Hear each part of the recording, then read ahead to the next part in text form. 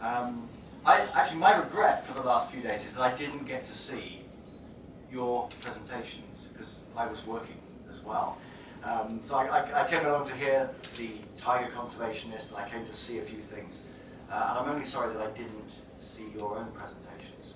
Of course, if I had seen one, I'd want to see them all. My loss. But I'm delighted to hear from all of you how much you've enjoyed seeing each other's presentations. And the visiting schools, Welham Girls, Welham Boys and Unison, that was something that really stuck out to them as being very different from the kind of events that they've been to before.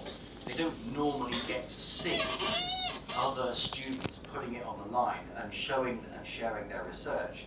Normally they're looking at people presenting posters or a PowerPoint or a model, but what you were doing was far more scientific and far more real. That's what scientists do.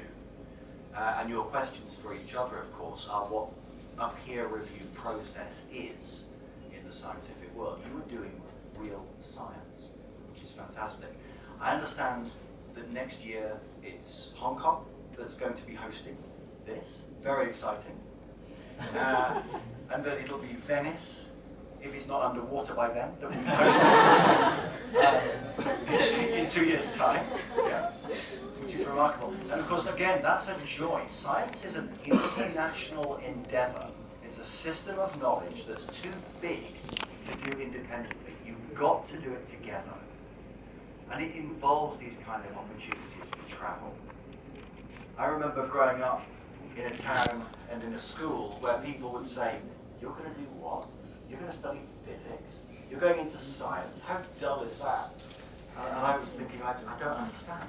This is the most exciting, creative, imaginative, and inclusive process I can think of, because you are working with people from all over the world. And who's had the chance to go and visit CERN? Any of you been to that kind of... who's had the chance to go and visit any international laboratory? Okay, you've got to get out more, because it's when you go to those places, when you go to the Max Planck Institute, when you go to a UNESCO laboratory, when you go to CERN, you realize that of the 193 nations that are members of the UN, there's 189 of them there. The other guys are just on holiday. You know? This is a wonderful thing to get into. And I'm so glad that you were able to come for ISSC.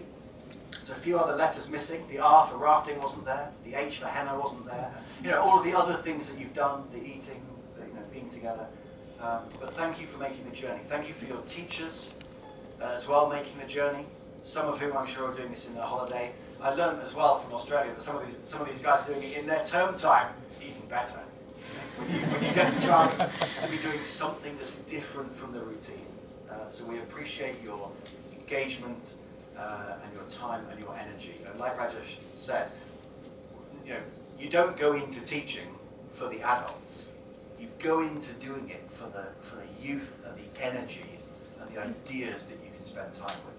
And it's just delightful for us to have all of you here. Thank you so much for coming.